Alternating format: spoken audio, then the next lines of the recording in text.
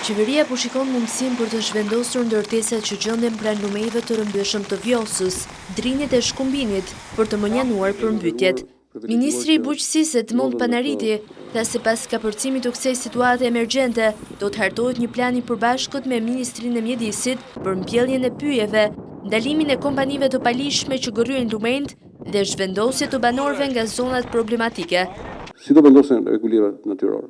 Ajo që ndodhi, që unë besoj të gjitha kemi përshëndetur, me largimin ndërtime palishme brenda hapësirave urbane, duhet ndodhë edhe buzë lumeve.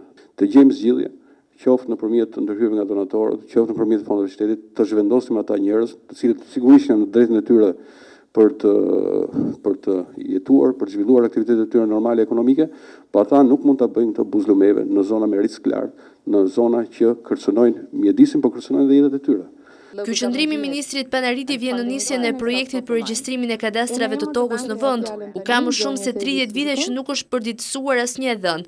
Investimi për $23 milion do t'i paraprij ligjit të ri për mjedisin, për mënyrën e duhur të menaxhimit.